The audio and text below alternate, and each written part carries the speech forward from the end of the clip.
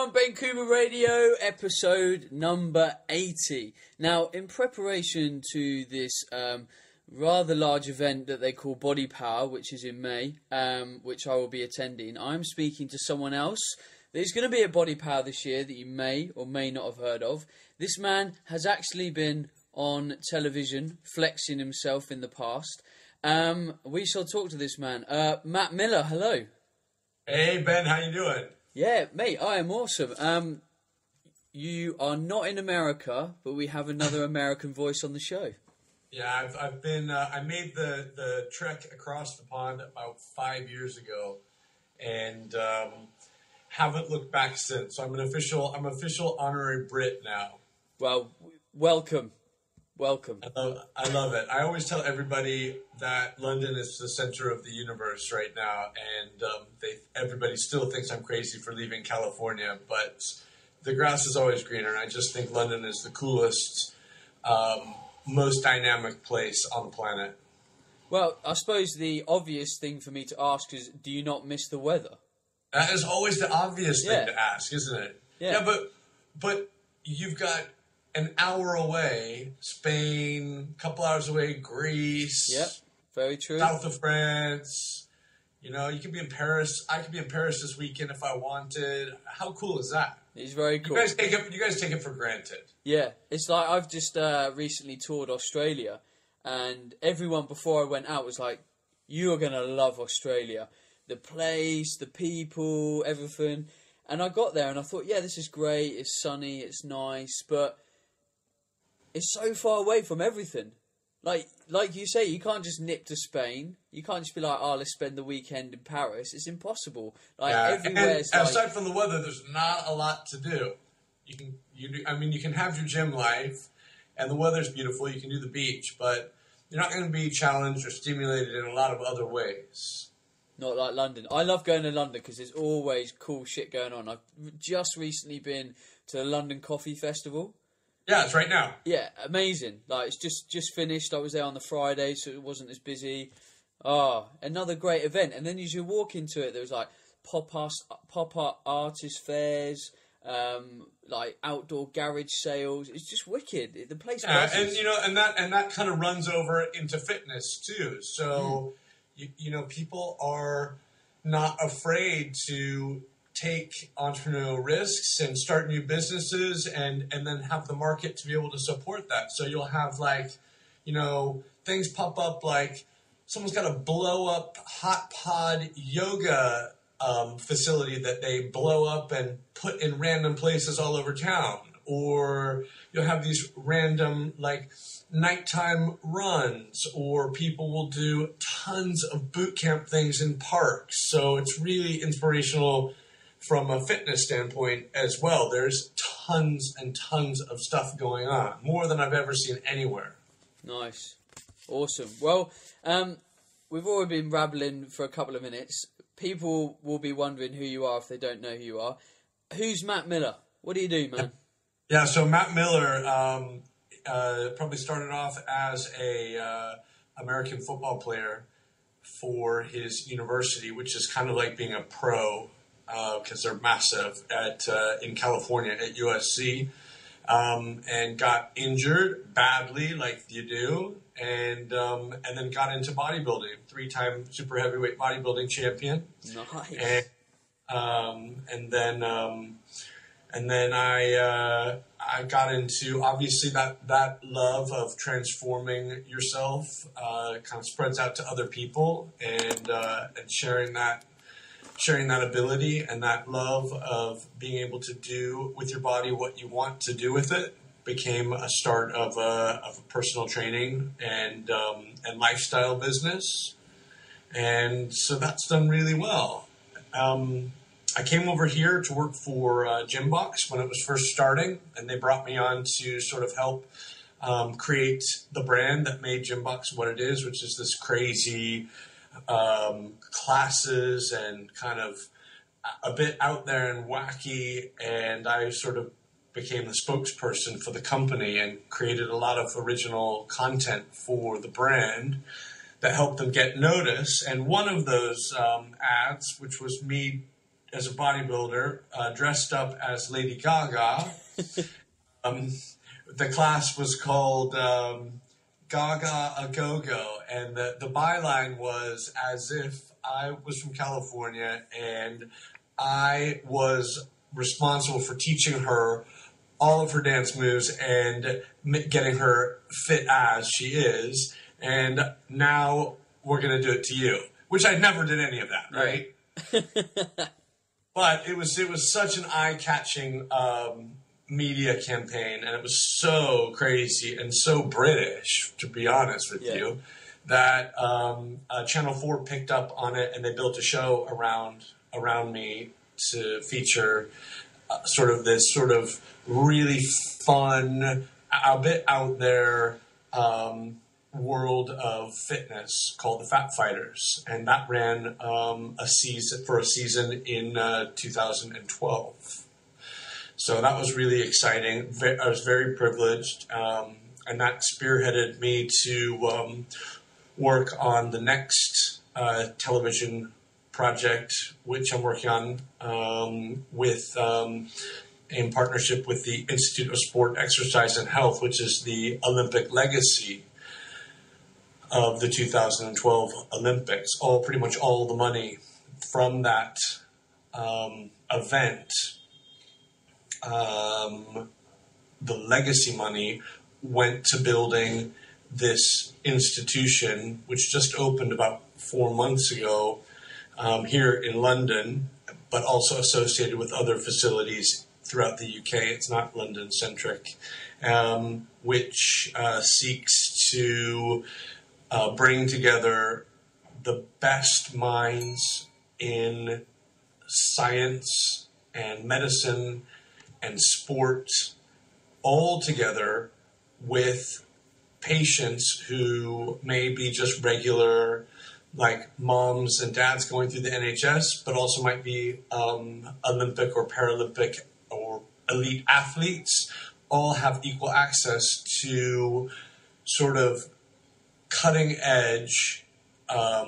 research that is all happening in one place. So for the very first time, people in sport all together thinking about not being reactive to a problem or a situation, but being proactive and thinking, how can we make this better than it was before? So the show focuses, it's called School for Superheroes, and it focuses on following the people that are going through this program in whatever way, different levels. Some of them are aspiring Paralympic athletes. Some are just, a mom doing a walk for life, but all have kind of this tomorrow's world element of some crazy thing that they're doing that no one's ever done before in science, that's happening right here in the UK, and following them through to that sporting goal. So it's a bit of a pre-Olympic 2016 build-up show. Sure. Well, that's amazing. Absolutely amazing. What an incredible show. Because there was reports recently in the media that the kind of hype of the Olympics isn't quite filtering down into the mainstream. Like, the government almost hoped that every person and his dog would go out and start taking up badminton and start being fit and stuff. I mean, it sounds like you're part of this kind of information stream. Is that the case? Has the Olympics not really sort of inspired anyone, or is it happening? I think if you were looking for the big shoe to drop, that was never going to happen. But if I look around me, I'm insular to London because this is where I live. But, if I look around me in London, I think compared to certainly other European cities, I think people definitely are getting more sporty generally. Mm-hmm. I was just in the West Berkshire this past week doing a teacher training, hosting a teacher training, which I'll tell you about later. And I was at the local gym there in Wellington. And I've never seen anything like this before in my life, Ben. At 6:30 in the morning, or any time I went in the day, that place was filled with, and not just a little bit, a lot of over 50s who were giving it in every way. That whether that was in the gym, the classes were full, the pool was full. It was like Cocoon. It was like Cocoon 3, the fitness movie. I've never seen anything like it before. So I'm going to disagree with you, and I'm going to say that people absolutely have been inspired, and I love that, and I'm going to do everything I can to make that even more. No, well, you're not really disagreeing with me. That's just kind of the media. But then, how much do the media tend to get things wrong? I mean, Jesus. Well, they want to say that that the whole thing was flop. They wanted to say that it was going to be a flop before it started. But I think if anything, there's one thing that brought the UK together, and that was the Olympics. Like, man, I was pumped for it. I wish I'd watched more of it. Like, I probably could have done with taking the month off work and just sitting in front of the telly. Like, there was that much good stuff to watch and be inspired by. Yeah. When is this show airing? Is it quite a way away? No, so we're just in production now. So casting the participants and also the physicians that we'll be working with. So that casting process will probably take about 6 to 8 more weeks to get that right. Mm-hmm. And then once you've got the pool of participants and doctors, you start to look at building actual production timelines. So now the part that's happening now is probably the most important part. Actually, is getting these. And for lack of a better word, cast members, right? Mm-hmm. Sure. No, well, it's important. I want to rewind to a particular point now. Aside from fitness, we've talked a fair bit about kind of business and personal development on the show, because I think it's another really important area of life that people need to get a hold of, to make and fulfill their life to a better degree. Now, one thing that obviously makes Gymbox, isn't it? I've just got that right. Yeah. Yeah. It's like, awkward. One thing that separated them apart is being very unique and very outlandish with their business proposition, as in what you are. Now, coming back to my trip to Australia, one of the things that I thought was incredible about Australian business is no one is afraid to really do what they want to do. So in business in the UK, a lot of people have this, they have a way they want to build their business. It's got their passion behind it and their thought process, and they want to go full bore, but they reel themselves in like 20%. And they never... Give me an example of what you saw in Australia that kind of blew your doors out. So our hotel was right near this this cafe, and this cafe was like a real biker's paradise. And so one half of it was a cafe and one half of it was a shop. And in the shop it had like old restored bikes in the middle of the room, and it had clothes everywhere, and then it had a mechanic's workshop like open in the shop in the side. And then you went through and it was just so biker.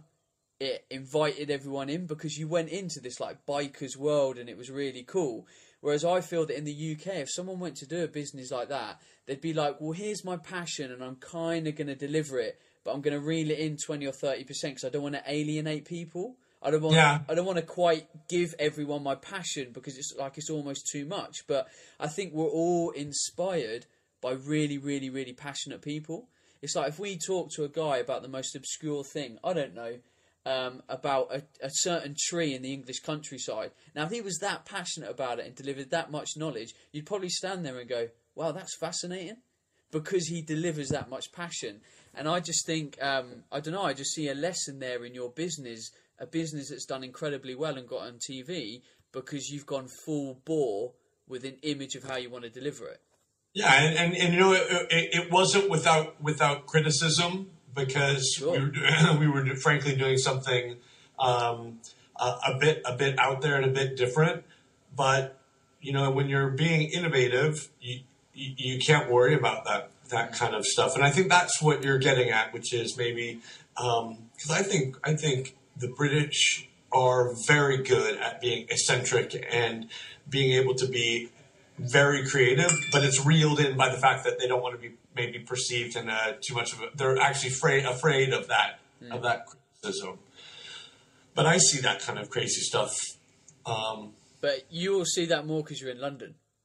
Now, Oh, maybe. London, again, is a different city. It's a whole different ball game. You know, there's businesses doing awesome things, like the coffee shops in London, for example. Some of them are just insane. You walk into a world of just, you know, aroma and taste and feel and relaxation, whereas in the other areas of the UK, you don't get that. Because almost, we'll put it bluntly, the best creative minds are likely to be found in London. You know, it's a hub of incredible business. I think I don't know what it is. I haven't actually watched that that show that, what is it, Mary Portis does on kind of renovating the high street. Mm-hmm. Is that what her name is? Yeah, Mary Porter. Might be. I haven't seen it either. She's got that short, sharp red hair. That fashion businesswoman. But anyway, she's got a television show about kind of like reviving the high street in the UK kind of thing. And I don't really know what the obstacle is, but it seems to me that as businesses, you know, you go, I'll go and take a country weekend, and you go in these beautiful little towns and you see just lots of shops that are with nothing in them or closing down. There's tons of creativity everywhere, and I don't know what gets in the way of doing sort of like they do maybe in Berlin or here in London, where they're very happy to just have someone come in and do a pop-up of some kind, to have something in there and let people do what you said, lets people do whatever their passion is. But I think that, to me, would help a lot. Oh, 100%. So, well, let's come back to fitness. How long now have you been a personal trainer? Forever. I mean, like, since the Nautilus machines were invented. I mean, it's been a while. So, but it's really interesting. Since I've been in this business, I've never seen a change that is happening right now. Ever since I started in fitness, even when I was in university. So, you know, in the 80s, when fitness kind of really started in the 80s, I think, you know, what it is, it's kind of become back circle to it now. And it was early 80s. It was neon and Lycra. And now here we are back in 2014, neon and Lycra. And we're right back to where we started. Yeah. But I think the big difference is, which I've never seen before, fitness has really been exactly the same since then. Nothing's changed. We've really sort of been very, had this isolation theory of, I'm going to go and train arms today, or I'm going to supplement with, you know, CLA, and I'm going to eat how many carbs, and we've sort of have compartmentalized fitness and a fitness lifestyle for this whole entire time. And I've never seen a shift like this happen, but right now is a major tectonic plate shift of that in a massive way. And everything is going full circle, nutrition-wise, training-wise, into having a more holistic, whole body approach.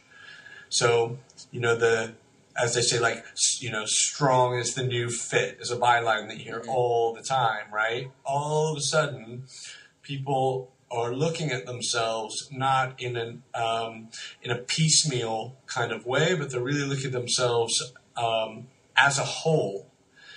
So with fitness, you see things that are popping up like yoga studios, CrossFit boxes, boot camps, all of these places that really focus not on necessarily a specific body part or a specific modality of training, whether that be hypertrophy or fat burning or whatever. They're just sort of looking at it as kind of this whole experience and kind of almost even bringing out the kid back in you. And then in food, it's the same thing. You know, now people are taking a look at what they eat and how they supplement, and are really looking back to basics. You know, the paleo craze is undeniably, you know,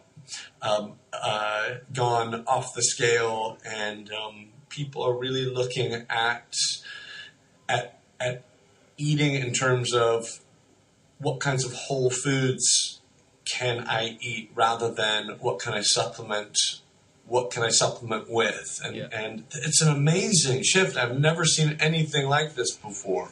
Well, it's good. And I think another kind of expansion on your comment is the fact that I think for an awful long time, fitness has been this fitness life. Like people that are into fitness, that's kind of what they do, and this is how they eat, and this is how they train, and they don't do stuff at the weekends apart from go to the gym or, whatever. And this is a huge part of my perspective in terms of instilling balance in other people, is that, people do the fitness stuff to be able to live to do the other stuff that they want to do better. So, if I'm in the pub on the weekend and I'm having a couple of pints with my friends, I don't want people to be standing there going, whoa, you shouldn't drink beer, you're into fitness. And I'm like, no, I'm into fitness so that when I have my couple of pints, there's not really any adverse effects, or my body can handle it, or there's no ongoing weight gain because I look after myself. I bring balance to my life so that I can live it to the full rather than go full circle and alienate myself from any enjoyment in life. Right, and the other fact that you have things in balance, and that in your head, those 2 pints of beer are a luxury to you, and not just something that you just randomly take for granted. Mm-hmm. So, whereas probably in your normal life, you're thinking more in terms of what you put in your body as functionally. How does this make me better? And then you're like. And most of the time I do that. Mm-hmm. But once in a while I'm going to treat myself as well. Mm. And you plan that in. Like, this is a treat. Mm. Sure. So it doesn't just happen just because it's a automatic reflex response. Like Tuesday through Friday, I go out every night and have 2 pints with my friends because that's what we do. Mm-hmm. Does that make sense? Yeah, totally. So coming back to you being in the fitness industry, you've been in it a long time, and well, this guy's just taken a sip of a drink. And Matt, I know you're a big man. How much do you weigh? Right now, I'm probably the lightest I've weighed in 10 years, and I weigh 240 pounds right now. Okay. Which is, I don't know what that is in stone. I think it's 109 kilos. Yeah, in my terminology, it's called a lot. Yeah, but normally I would weigh about 250 to 270. The largest off season I have been is probably 285, 290. Wow. So this is a big difference for me. But as I get older, I'm more concerned with, and as fitness changes and I get smarter, I'm more concerned with being functional with my body, and exactly like you said, using my sport for the rest of my life as well, and how it is that, and not building my life around the sports. Oh, perfect. That's a golden comment right there. Nice. Anyway, my previous point, this guy just picked up a jug to have a drink of and made it look like a thimble. It looks kind I usually drink things by the liter because it's just manly. Well, no, just because it's easier. If I've got a liter jug of something, then I don't have to ask for more of it. Sure. What was it? It looked like iced tea. Yeah, it's iced tea. Yeah, very American. It's it is. Always like lemon. Tea bag, cold tea, you guys call it. Yeah. We can do iced tea. I like iced tea. Very, very American thing. Yeah. My favourite, we'll share a little recipe. You can get aloe vera green tea bags. Yeah. I use 2 of them in a litre of water with a big bunch of fresh mint. And put it all in hot and allow it to cool. And the mint and the aloe vera. That's what I do all the time. That's how you make cold tea. That's what you do. Oh, but just the fresh mint, amazing. Anyway, my previous point was you've been in the industry an awful long time. The shelf life of a personal trainer is short. It's either like 18 months, they fall out of love with the industry. Really? Yeah, the statistics say that like some crazy percentage of people only stay in the industry for like 18 months. And then after that, there's another threshold of like 7 or 8 years. What do you think's kept you in the business? You know, what do you love about it? And I'm assuming Well, I think the initial drop off happens because somebody finds a love of fitness and they love it so much and they're so happy with their own results that they want to share it. And then that's how that all starts. What they forget to make an assessment of is, are they good teachers? And are they able to communicate what they know effectively and in an inspiring way? And do they even like to do that? Or did they just really like to do that for themselves? So that's a massive drop-off at the beginning. I think the second drop-off probably happens when people, I think it might be like anything else. You know, if if you're a chef and then, because you get into that because you love food and you love cooking, and then all of a sudden 8 years later, you're just churning out an assembly line and you forgot that you loved cooking. So I think that's maybe the second drop off is because when you're in a trade where you're working with your hands, and I think that we work with our hands and our minds as well, that it's really easy because the work is so hard and so physical. It's really easy to lose sight of what you loved about it for yourself in the first place.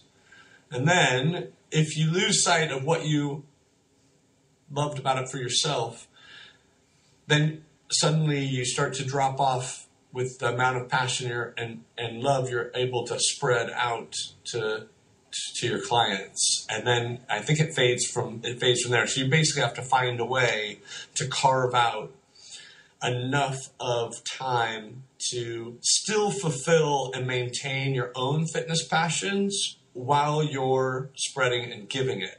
And I think I've seen it happen many times that people forget to do that. I think there's a huge amount of personal trainers as well. And don't get me wrong, being a trainer and being self-employed is a fantastic thing because you take control of your time. But, you know, people become a trainer. They are not usually good at business, so they find it hard to sell themselves and get themselves in front of people. And then when they grow that business, they end up taking more and more people on for probably not enough money that they should charge. They're working all the hours God sends from 6 a.m. till 10 a.m, doing their own training, doing clients programming, and then working all evening. And then a few years down the line where they've got fairly decent money, but they're working all the hours God sends to support that, they kind of stand back and go, and like you say, they lose sight of why they did it. And I'm so keen when I coach personal trainers on a business level. I do all sorts of stuff with them. I say, look, earn 35 grand instead of 40 grand and go and enjoy it.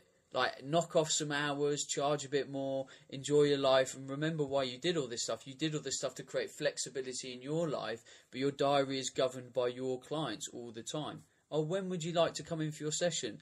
Oh, I'd like this time. And then, of course, as a trainer, you nod your head and go, oh, sure, you can have that slot. When you're like, oh, shit, I was going to go out to the cinema with my girlfriend that day. Right. Yeah, I think the important thing, I think you hit on a really important thing. And what I do is I budget out personal time for myself, whether that be for training or for whatever. Like if I've set out that Thursday night is going to be a date night, or as a weekly thing, or that Saturday and Sunday I'm not going to work, and all of that time that gets blocked out in the diary as recurring appointments. So that when I do look at my calendar and someone says, oh, hey, can you do this time? It's already blocked out. It's not available. Otherwise, I would do that. If the time is blank and someone said, oh, can I have this time or can I have that time? I'll give it to them. So it's a really easy way to stop that from happening. Pre-plan out the time that you are going to take for yourself, and pre-plan out your own fitness. Change around your workout partners. Change around the gyms and studios that you train at. Experiment with other studio instructor classes. Hire a PT that you respect to train you for a 5 or 10 sessions and be re-inspired by someone else. All of these things we need to do to keep ourselves fresh and motivated and constantly filled with new ideas. 100%. We're in the business of coaching others, but how often do we get coached ourselves? Yeah. It's a bit ironic. Yeah, you have to do it yourself. Well, the answer is you have to do it yourself. Yeah, and you have to consciously make an effort to do it. Definitely. 2 days' time, I'm travelling up to the north of England to get my off-season training for rugby. My gym programming, someone else is planning that for 4 months. You know, I'm leaving it in someone else's hands because we need to see what other people are doing. We need to experience this stuff, and you should never do your own gym training programs. It always ends up, well, for a lot of people, chest day. Yeah, exactly. I mean, I have, right now, I train myself, but since I've been training and bodybuilding, I have always had a trainer myself. Mm-hmm. Always. At least one. And I really credit what I know now and who I am as a professional to the cumulative knowledge of all of those people. Totally. Okay, let's slide to not quite gym based stuff. You have a little side business called Broga. Yeah, it's not little anymore. Well, it's not little. Yeah, no, pat on the back for that one.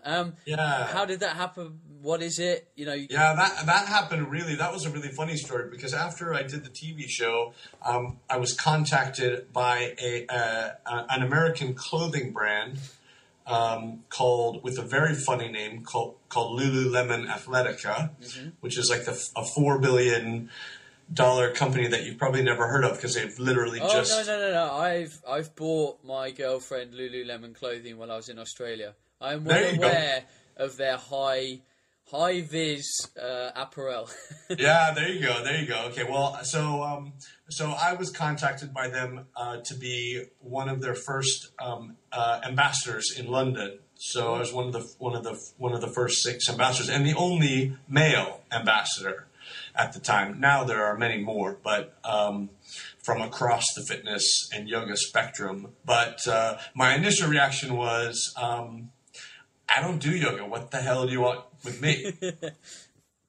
and I really didn't understand. And I actually did at the time already because the clothing is very technical and it's amazing to wear to sweat in.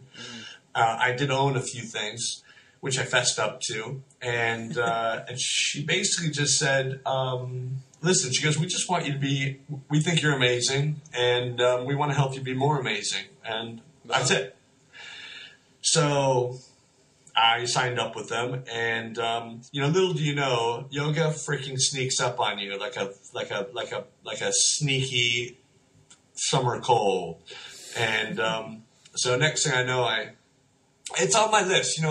Every guy says, oh, I'm so not flexible. My hamstrings are tight. My anterior delts are tight.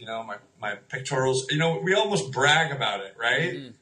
But the reality is, I've always had sort of a bit of stretching in my program, and as a professional, and knew that I was doing myself a massive disservice by not putting it more into my weekly program. Mm-hmm. And I just didn't really have an avenue to incorporate a bit of balance into my weekly program. So I ended up hooking up with one of the other ambassadors who was a bit fat for herself at the time. Not by no means fat, but by her standards fat. And so we started personal training and nutrition for yoga sessions for me. And it very quickly turned into, we discovered that working with an athletic male body was something that yoga could really help with, but that a formula for doing it had never been done, and that we had to kind of invent one. Sure. So So 2 years of workshopping and teaching later, we licensed and trademarked the Broga name in the UK and Europe, and started teaching all over London. And it's an amazing program that combines, in quite a cool, accessible way, a very hard, strong workout that focuses on a specific body part or a specific area, like back, for instance, and serves to do two really unique and important things: strengthen the muscles in that area in a way that you can't do in sport or in resistance based exercise forums, and also open and release and lengthen those areas at the same time in a way that you are very aware of your own body. So versus going to get, maybe seeing a chiropractor or getting some ART work done, or some deep tissue work done where someone's doing it for you, and then you kind of just go back, that lasts for a week or so, and then your body kind of goes back to where it started. This ends up being a way for you to teach yourself how to open up and maintain it. And it's been really, really exciting. We've been featured in, GQ, the cover of the Saturday Times magazine, the Guardian, the Standard, the Metro. I do a 5-page shoot with Men's Fitness magazine next week's of the Broga workout, which that will be in the June issue, and so all kinds of really exciting stuff. And we just put out our first teacher training, Broga Boot Camp, we call it, which is my idea of a fitness and yoga hell week, like I did in my fraternity, and which you can find out about on the Broga website, which is broga.uk.com. And so now I've got 10 amazing Broga instructors that are going out all over London and beyond to teach this. And then we're doing another training boot camp in August, which will be showcasing at Body Power in May. So it's been a really good journey. I'm very, very proud of it, because I don't know if it's just the stage that I'm at in my life, or also compounding what's going on in fitness generally, but I want my body and I want my clients' bodies to be mobile and functional, as well as strong and aesthetically pleasing. And I think it's possible to have all of that. Mm-hmm. That's awesome. So let me rewind to the specifics. That was a lot. There was a lot. Now, when you said Broga, I was just going to assume that you created like a brand and a system where you were just focusing on yoga for males. But it sounds like you're almost doing bodybuilding for males, because you mentioned that a session would focus on a body part. So we literally do an hour of yoga that centralizes itself around strength and mobility of the chest, for example. Yeah, so we did that for a very specific reason, because when you think of yoga and you think of a guy doing yoga, it's got already the connotation in your head of a visual is so strong already that we had to break that. So if you close your eyes and I say man doing yoga, you immediately think of some guy in a ponytail with a weird body in some weird pose, standing on a rock with a sunset in the background, and he's got maybe some weird beads around his neck or like that, and is definitely a vegan or a vegetarian, and he can fuck right off. So that is not what we're doing. So we had to break that. That's a massive barrier to break when you're trying to get a whole new generation, a whole new market of people to do something. So we had to go way the other side and make it sort of really accessible both in doing it, but also in presenting it. So for instance, when I say a back workout, you might rock up for the first time just because I said we're going to be focusing on chest and triceps, and you think to yourself, listen, if this is a complete waste of time today and I hate it and I feel stupid, I might get like a decent, like some chest and tricep work done, and it won't be a total loss. So the idea is to create as much of a male sensibility of how we work out and how we want to train, to get them in the door. Sure. So while for instance the chest and tricep Broga workout is a very good chest and tricep workout, you don't really realize it, but you're actually getting the full wax of the full wax job. Nice, mate. You make me want to try it, and I dislike yoga in general. You would love it. You would absolutely love it. It's so, because it's nothing you've ever done before. Do you teach it personally in the gym box? Huh? Do you teach it personally at gym box? I teach it personally at gym box. Well, when I come to London, I'm going to come to some Broga with Matt. Thank you. Would I be able to drop in for a class?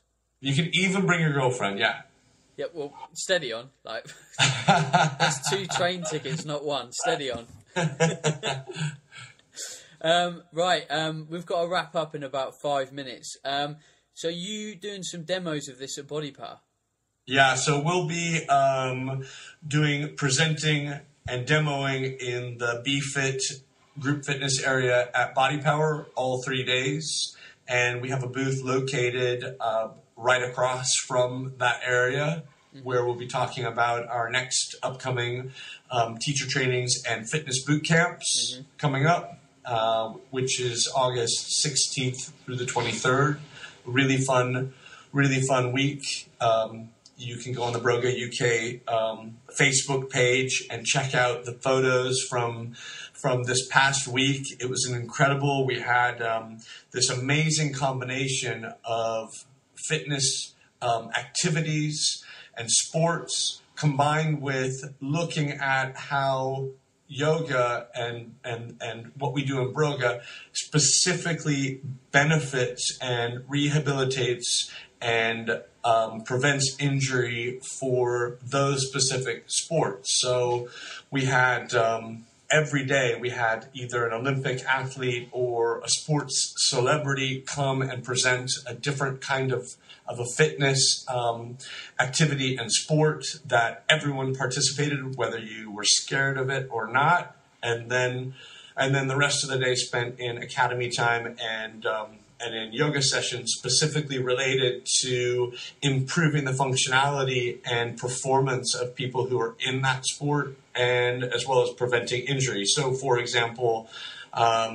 for swimming, we had Leon Taylor. He's won, three gold medals and was one of the hosts on the TV show Splash. And we did a swim workout with him. And then we kind of looked at the functional anatomy of how the shoulder joint works and what kinds of impingements happen to that kind of repetitive motion. And then we worked through the yoga sessions that worked to help that out.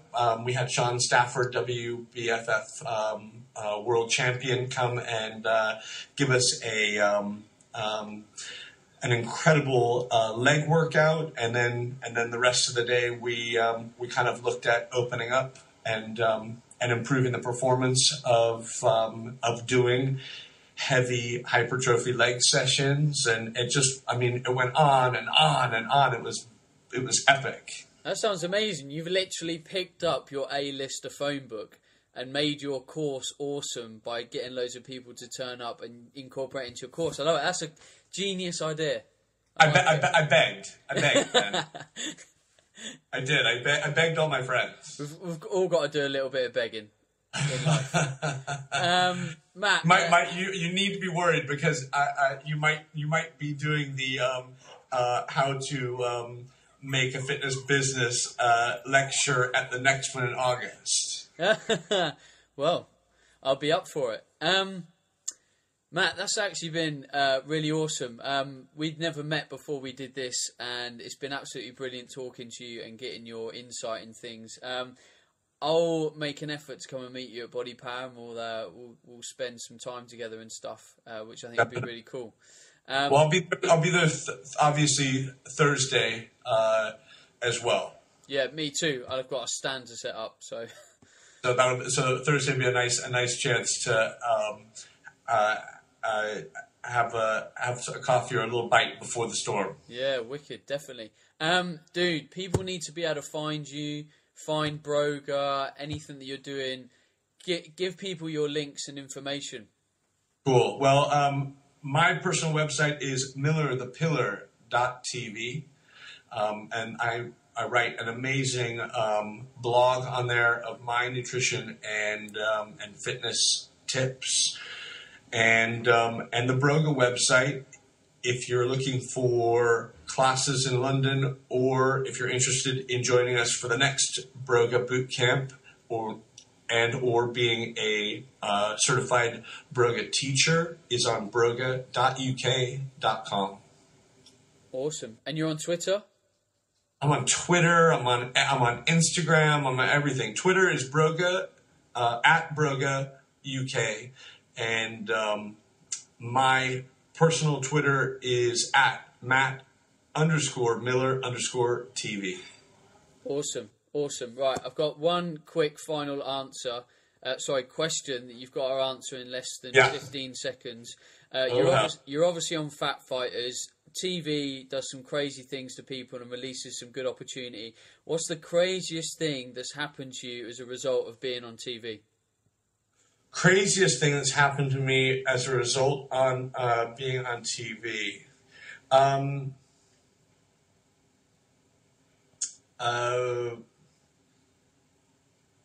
What is her name? Oh, I can't remember her name now. That's super embarrassing. She won't be listening. Meeting the cast of The Only Way Is Essex at a party and getting a big kiss on my lips from the very pretty brunette with the big teeth. Oh, okay. I'd like to say I know who she is because I watched the show, but I don't. But that's cool. I can't remember her name. So that was pretty. Pretty crazy. Awesome. Right, Matt. Again, thank you from me. Everyone, I hope you've enjoyed the show. Check out Broga. Check out Matt's stuff on Twitter. He's brilliant on Twitter. And check out his website because it's brilliant as well. It's like a kaleidoscope of information and colours. It's absolutely hilarious. When I jumped on your website, I smiled a lot. It was funny. Next week, the show, me and Rachel will be back. We've had a ton more podcast questions been submitted, so thank you very much for those. We'll be doing a standard Q&A with some banter, Aussie style. If you like the show, please drop onto iTunes, rate it, leave a review. I'd be hugely grateful. And if you want this information to keep getting shared to friends, family, and different people, give it a share on Facebook, retweet it on Twitter, use Instagram, whatever your thing is, give it a share, give it some love. Until next time, that's ciao from me and Matt. Ciao, buddies and ladies. See you, everyone. Hey, everyone, Ben Coomber Radio, episode, I think it's 79. Anyway, it'll be a good guess. Oh, God, she's chirping in already. All right, love, give me a chance.